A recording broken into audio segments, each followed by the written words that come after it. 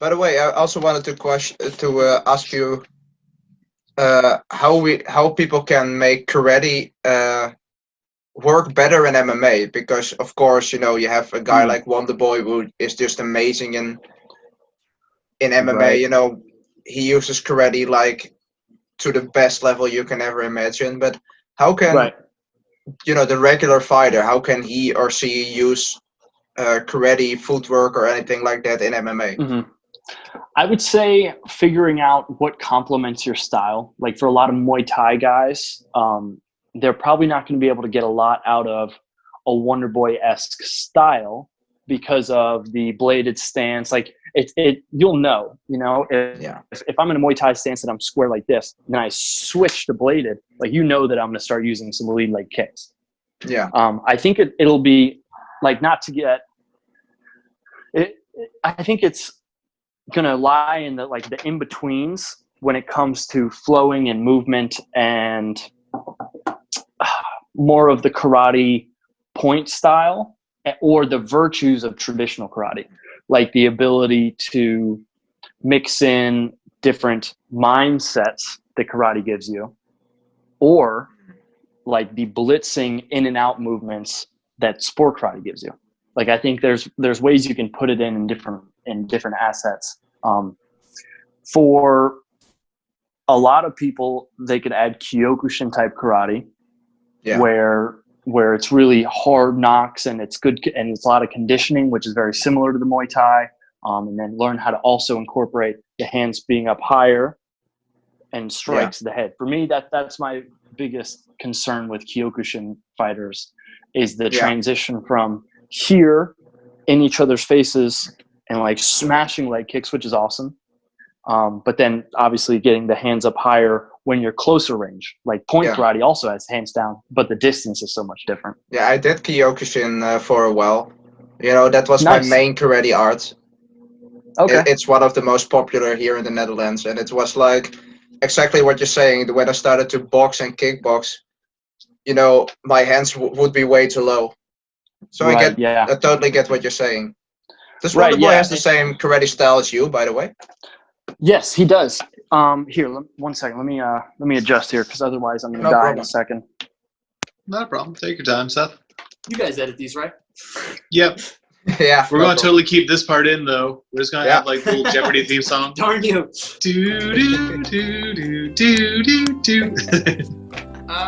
That would be funny. Okay. But actually, good follow-up question to Vincent's question.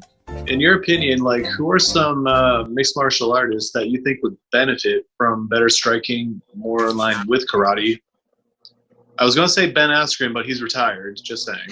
But, if there's any, like, particular fighters that you think are more grapple-heavy that could be more exposed to, like, the striking arts, more specifically, like Okinawa like Kempo or... Yeah. Mm-hmm. Mm-hmm. I think the guys that could use karate are already strikers. I think that they could use more of the movement and risk averseness that karate has. I'd like to see Cody Garbrandt get into some karate footwork with the power that he has, because his ability to sit in the pocket is awesome until it's not, Very true. I'd be really interested to see what Cody Garbrandt looks like with a little bit of a blitzing style. Let's see. Who else do I think would do well with it? Imagine Yoel Romero. That would be way too scary. That might be horrifying. Yoel He's Romero. already a very explosive person, so... What about John Jones? Striking. He already uses some movements. Yeah, right. No, a lot of those movements are there. A lot of the explosive stuff is there. What I would be really interested to see is what happens when he starts using, because I'd imagine he's athletic enough to pull off some of those kicks. I think that he would be able to pull off some lead leg stuff. So I'd be interested to see what Yoel Romero looks like with a bladed stance. Yeah. And on the contrary, what do you think are the cons of using a bladed stance? Definitely leg kicks. Leg kicks are, once you learn how to deal with them, they're okay, but they're obviously not going to be as easily implemented as like Muay Thai, where you have that one leg that's where you have that one leg that's like you okay? Yeah, it's good. I just had to punch my table real quick. It got in my way.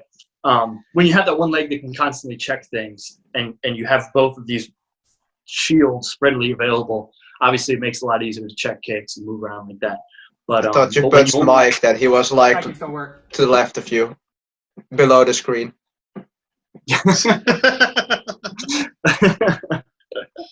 Why is he under your table, Seth? God. He's just standing around down there? Jeepers. And how about oblique kicks, by the way? Because they seem to be a real problem for a sideways stance. You can really not end the fight, of course, with oblique kicks, but you can hurt somebody's knee when it's at that sideways angle. It definitely gives you a more dangerous angle. But because of the movement, it's usually okay. Like if you get stuck inside a lot, if you're not working on the in and out, and once the bad part about oblique kicks is once you get caught once by it, it might be just enough for you to like get stuck by it a lot because your movement slows down a little bit. Being able to push off that front leg to get yourself out of there is a little more difficult once you've got to jam a little bit and it's sticking a little bit more. Oblique kicks are definitely tough for the bladed stance. I'd say that's always my strategy when I'm sparring, a very karate-like guy, because that blitzing style, if you want to stop it, an oblique kick or a front leg side kick is, in my opinion, works well. Yeah. One of the things that I try and do whenever somebody's working on my front leg a lot is I keep it really light, and I almost put more weight on the back leg. Good strategy. So this way, if somebody does touch it, I'll know that I can either see it and throw a lead leg side kick, which is like one of the things that I get most knockdowns on when it comes to sparring and stuff like that, is leading that front leg out. And as soon as I see somebody going for it, I just pick it up and go with that side kick. Because it's a good target. Yeah, it's a good target. But I also noticed that you follow up with a hook kick. Once somebody starts to block your side kick, or tries, to dodge it and take your back, you just give them a hook kick. Yeah, and the cool thing about hook kicks is most people don't see them, so they don't know that a lot of them probably wouldn't hurt that bad. They just see a foot that's near their head and they're like, you got me. Exactly. When in all actuality, I mean, they're not. You can stuff them and be okay a lot of the time, as long as you're not working for points. Hook kicks are usually a little bit easier to stuff. Indeed. But yeah, indeed. But they can make somebody, like, oh shit, I just got hit, and then you can follow up after that hook kick. I've landed some that I felt bad about, for sure. I definitely didn't mean to hit that hard. With your heel? I had one time, with a heel. It's the worst. I had one guy who threw an overhand this way, and I'm left with dominance, so that heel went and hit him right in the orbital. I felt real bad about that one. He shook it off, but I didn't spar him the same way for a bit. I felt real bad about that one. Yeah, sometimes you can feel bad about that with your training partners. I once, I wanted to throw a body kick, like not to his liver, but to the other side, and he just ducked right into it because he wanted to go for a takedown, and he just got knocked out, and I was like, I'm sorry. Yeah, that's a tough one. I also took some head kicks, and they aren't pleasant. No, they're not. Would not recommend them. Oh! Nope. Yeah, I don't get hit with them a lot, but when you do, you know it. Like especially, you know it. It's a weird feeling. Especially when it is, especially when you like don't get hit by head kicks often, which means that people are throwing them harder because they have a pretty good idea that they're not going to hit you. Yeah. Like when you're able to touch people more often, you can like throw it slower because it's not to the end of the world if you miss it. But when you don't hit people that often, like what happens is people really throw them hard at me because they are pretty sure that I'm not going to be there. Yeah. And if in you our gym, we really, my coach really emphasizes Donald Cerrone's style of throwing head kicks. In terms of strategies to land them, somebody moves their head a lot, you time their slips and things like that. So, yeah, no, and especially when you have that clash, that's rough. Yeah, that's rough. How do you personally deal with powerful head kicks?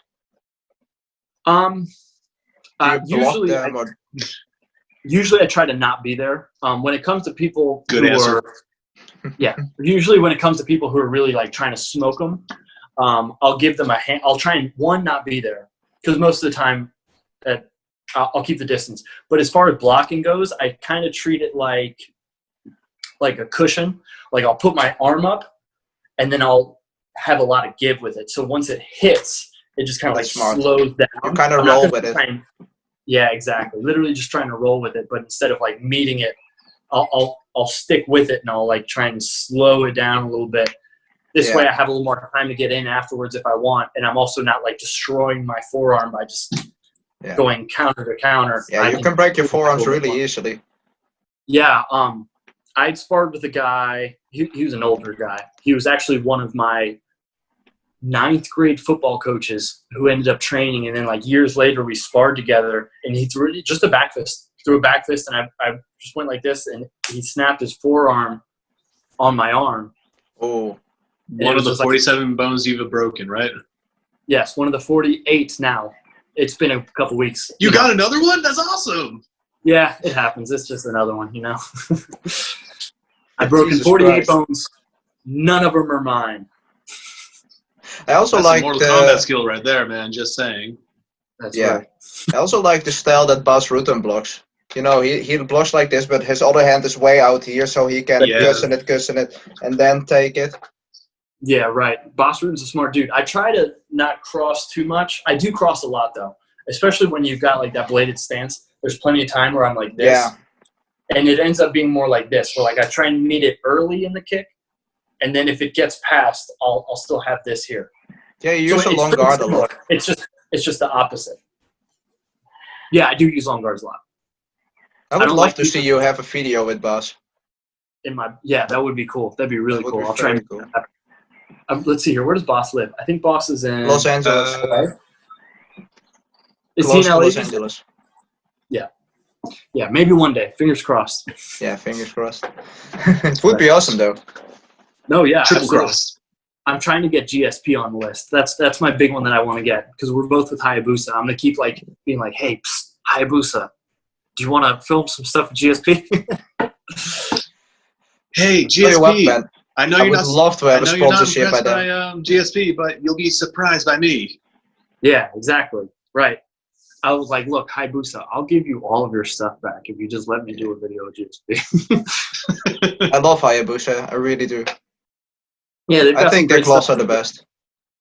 Yeah, no, they've got awesome gloves. And what's funny is that, like, in the video that I made with Hayabusa, the most common comment that I get is, like, people now who watch it, and they're like, oh, I like these gloves better. And I'm like, bro, it's a sponsored post. Like, chill, just relax. You know, but you do have some haters, though, because at every video that you post, there's a dislike right away. Even, you know, the trailer that I put on my channel and Rens put up on his channel, you know, of this recording that was coming up, you know. There was, at my channel, I don't know if it was the same with Rens, but my channel got a dislike right away. Like, as soon as some people are haters, man. It's ridiculous. I'm sure somebody dislikes me. I don't know what I did. I mean, I can be a little bit of I can antagonize people a little bit. But no way. Every now and then. I think it's also because you do karate. You know, some people really are only like boxing, MMA, wrestling, the rest is bullshit. Right. On the other end of the spectrum, you know, you have guys you missed Safe Space Karate, man. You forgot about that one. Oh, yeah, I say Safe Space Karate, too. I forgot about that. I'm sure somebody dislikes that. As much as I throw the kicks. And there's probably some people out there who are like pro super strict tradition when it comes to karate. And they're like, he doesn't, like, I had a comment the other day that was like, make sure you don't let your belt touch ground. And I replied back and I said, why? I mean, it's a piece of cloth. And they were like, because it's your belt and you earned it. And I was like, yeah, I earned it. My belt. Put it on the floor. Do you know Endo? Do you know Sensei what you gonna Endo do about on it? YouTube? Say it again? Do you know Sensei Endo on YouTube? Yeah, I do. Yeah, he is also a little bit, you know, he's traditional, but with a more modern, you know, supplement into it. Yeah. You know, he is realistic about what works and what doesn't. And he also gets hate for that sometimes. Yeah, and he's probably the nicest guy on YouTube, too. Happy life, martial arts. Happy Life Martial Arts. That's right. He's such a nice dude. We got a chance to do a video chat on Instagram a while back, and he was one of the big three that like got me into just watching martial arts in the first place. I probably watched Shane. I feel like everybody's watched Shane. Yeah. For me, it was Shane. I used to watch GNT all the time, Ginger Ninja Trickster, Sensei Ando, and Jesse Enkamp. Those were like my big four that I would watch all the time. And Sensei Ando is such a nice guy. Yeah. He's such a good dude. I mean, you can't bake pies and not be nice. I don't think there's a way you can do it. I would love to have a chance to interview him with Rance. Yeah, fingers crossed that would happen too. Now, just saying. He's a very nice guy. Yeah, he's incredibly cool. Also, Rance, do you have some questions also? Yes. So, what's next? Because you did mention earlier that you were going to be posting a new video soon. Mm-hmm. Yeah, I'm a little bit curious. Are you still doing the Avatar series, or are you on to bigger, better, and awesomer animes like Dragon Ball? I say a lot of things when it comes to like, hey, let's do more of these. And what happens is I get super ambitious about them. And then like when people watch them, like obviously I feel like we've got like a really close group of people who watch them. And then like the average We're definitely part of it, just saying. No, you guys are definitely part of it. Because there's some of them like, I feel like there's the people who watch, and then the people who we like is more of a group of people, not like viewers. You know what I mean? Oh, absolutely. Yeah, I think that, about the number of people in the live streams, and I think that's about the number, that's really hardcore fans. Yeah, I think Icy Mike calls them the filthy casuals, and I'm very honored to say that I'm definitely one of those filthy casuals, even if I do shower frequently. Yeah, it's weird that he has more subscribers than you, by the way, Seth. Because he just curses his, his fan base out all the time. Yeah, I know. It's like the same thing with women. Like if you're meaner to women, they come back for some reason. Mike does the same thing, but with YouTube viewers. If he's mean to them, they come back like double. I don't know. I got to work on that. Love Mike though. No, don't do it. Don't lower yourself like that, man. People remember nice guys a lot more. Just saying.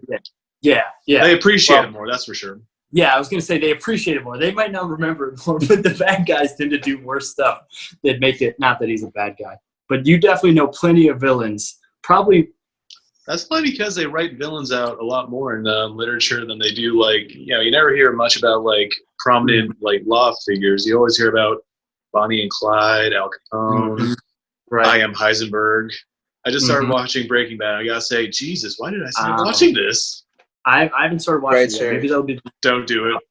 It's a constant bummer. Just whole bad things that happen. Probably why they call it Breaking Bad.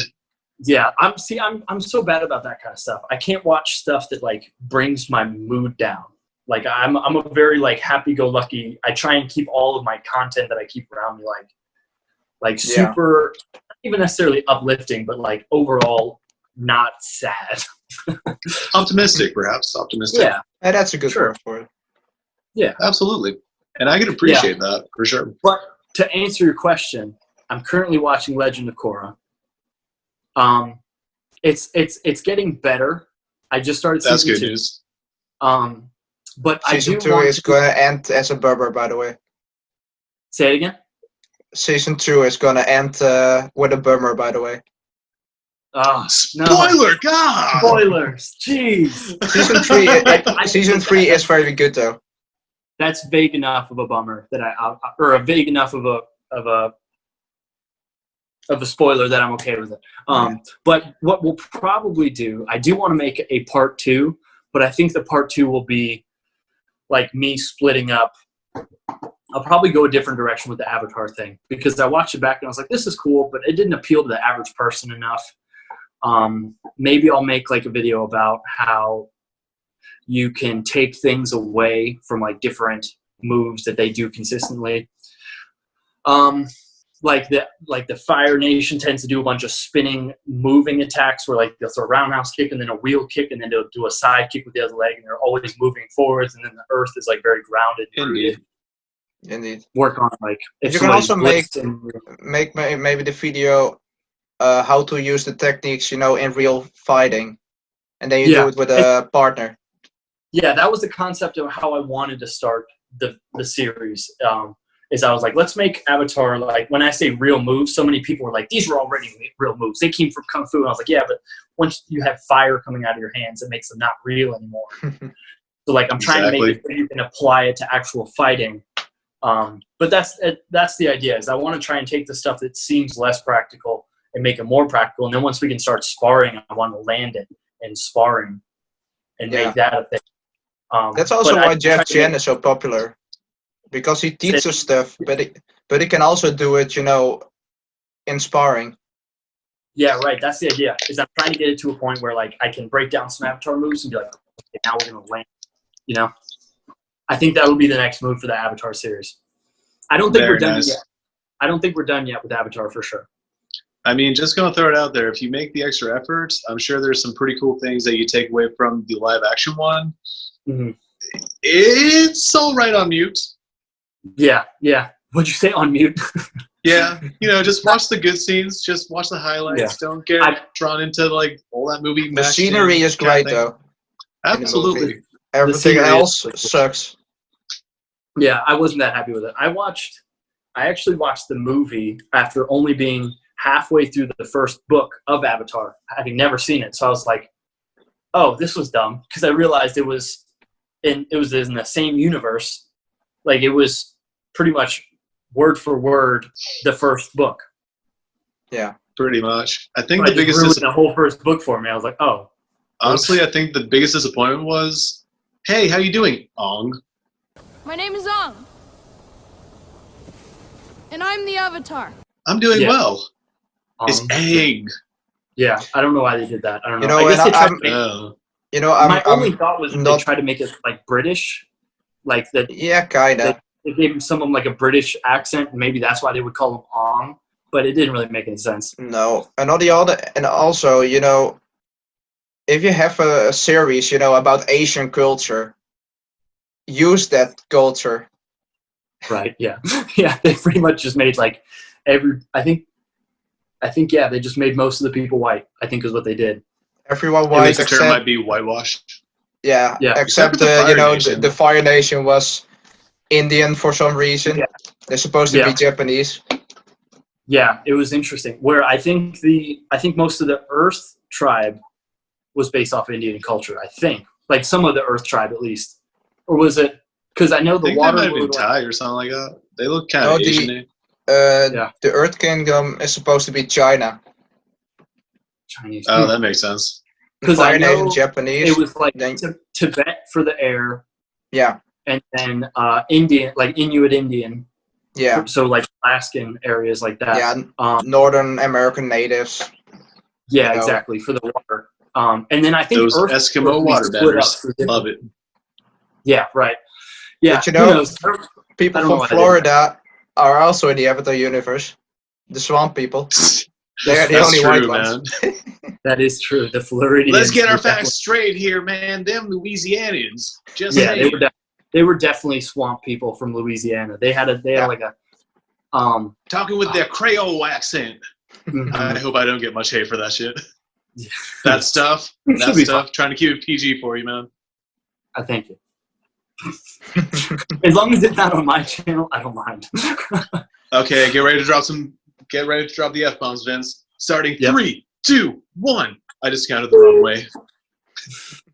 How is teaching children for you?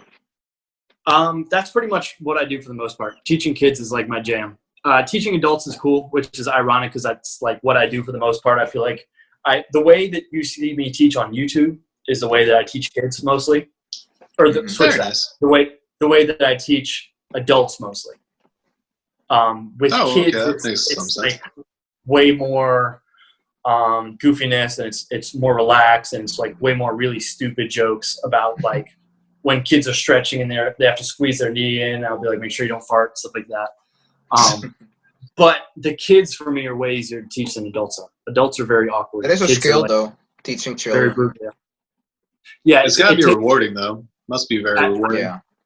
I like teaching kids way more than I like teaching adults. And I still feel like the same sense of reward with the adults because people who are really into it are really into it regardless of their adult or child. Like you can still see them light up a little bit when they actually get something right or when they feel something. For me, I feel the most reward when I see them do something the way I explained it, rather than when they're like, yes, I'm happy. Like they express that emotion. Because as long as they get it right, I'm happy. That's excellent, man.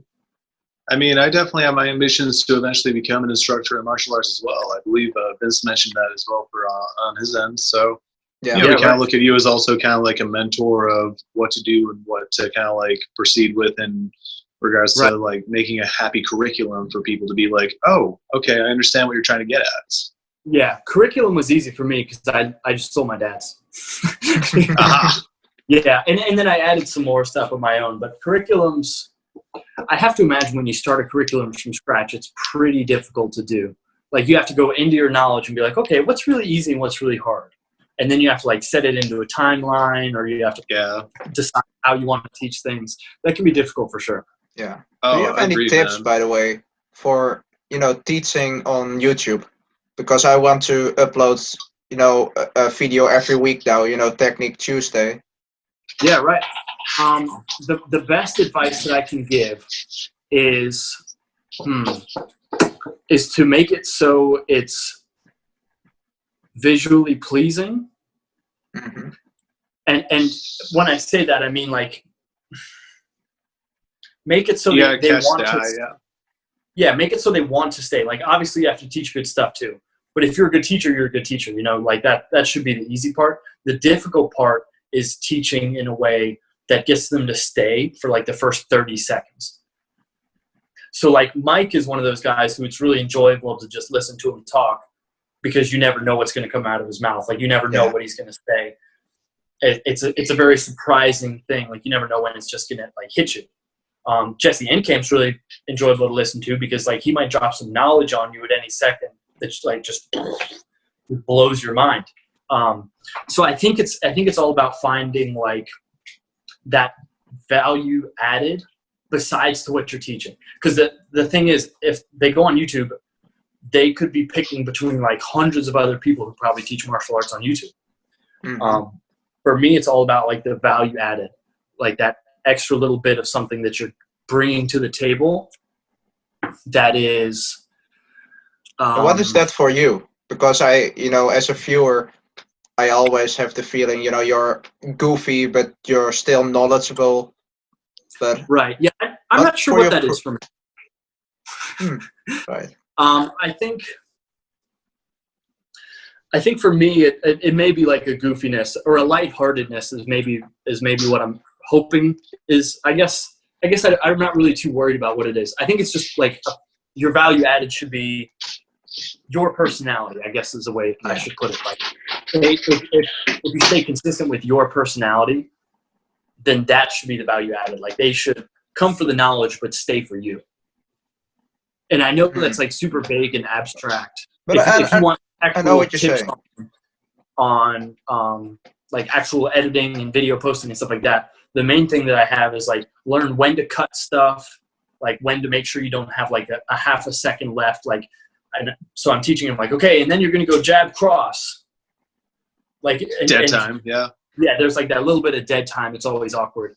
I've been working really hard right now on like my transitions. I've got a sick transitions coming out on Wednesday. Oh, nice. Looking forward to it, man. It's going to start the video off with it. But I guess the best way to give you advice is to just say, watch other people's stuff, watch your stuff, and kind of take notes on what's different or that they're doing really well that you could do a little bit better at. And then that's for me how I've been trying to like elevate my game is I'll watch other people, whether it's like in martial arts or not, and then be like, okay, I like that transition. That was really cool. Definitely taking down that note. Yeah. So okay. Keep going. Just writing. Yeah. Or stealing your secrets, just saying. One thing people do really well is like align music and they're talking. Like the audio levels are really tricky to get into once you first got started. Like very true. My music was way too loud. My talking's not loud enough. Or like whenever people have to adjust the volume, it really ticks people off. Would you recommend to have some music, throughout the whole video? Sometimes some people really like that. Some people don't. I try to have like music at the parts where I'm not talking.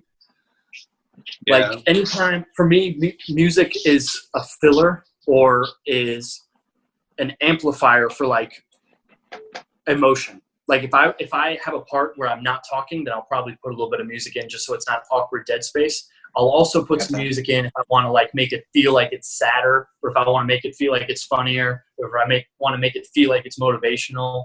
Like in the intro for the balance video, like I purposefully put the Karate Kid whistle music from when they're at the beach, because I was like, I wanted like that intro to stick out.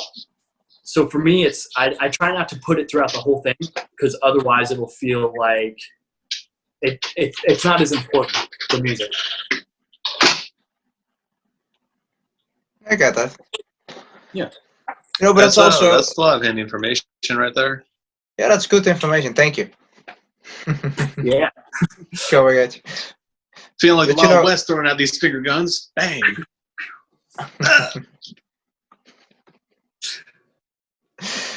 Okay, cool. So I got like one more question, and then I've got to run. So Absolutely. Let's hear it. Let's hit it. Absolutely. Rance, you can do the honors.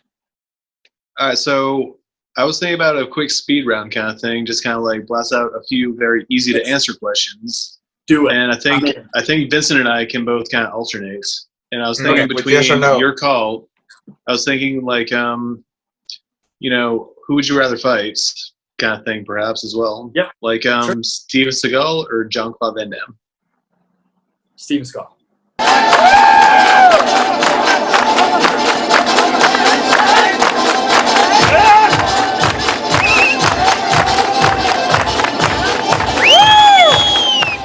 Who Really? would you rather fight?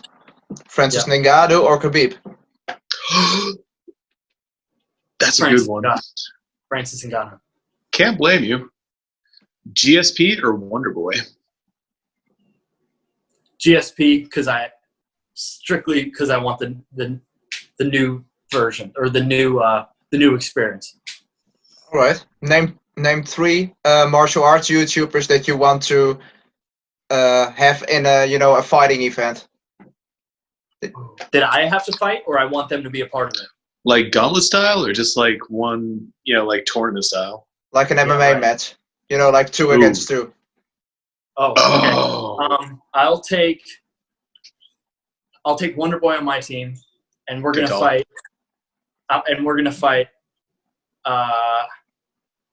Shane Faison and Icy Mike. Wise decision. Yeah. All right, this one's going to be a game changer for me, man. Okay. Peanut butter and jelly, strawberry or grape? For the longest I time, know, right? grape. Recently, I've fallen more into the strawberry category. Good call, man. Wise decision. Yeah. Okay, one last question. In Yeah. what situation do sidekicks work? I got to think hard about this one. If you don't train, if your only training style is watching YouTube videos and leaving comments. Oh, Nicely done. good answer. Well, then I want to thank you very much for being here. I hope it was you Me want as to well, come man. back one day. Yes, absolutely. For sure. Only when you guys make it big and famous, I'm going to be like, yeah, I started that. That was me. Like Mike did with you. Fingers crossed, man. Yep, exactly. Bowing for the sensei. Never bow, man. Yes. I'll pop you in the head. Just saying. Okay. Oh, that's true. Rance, you can do the honors of ending. Absolutely, video. my man. This has been ChatCOMBAT with Renz, Vince, and I'm pretty sure you're down there right below me, Seth. Yeah. In case you're not, you're right there. I know it's a Brady Bunch moment. But as I say that I've been called out for by Icy Mike, later taters. Later, taters.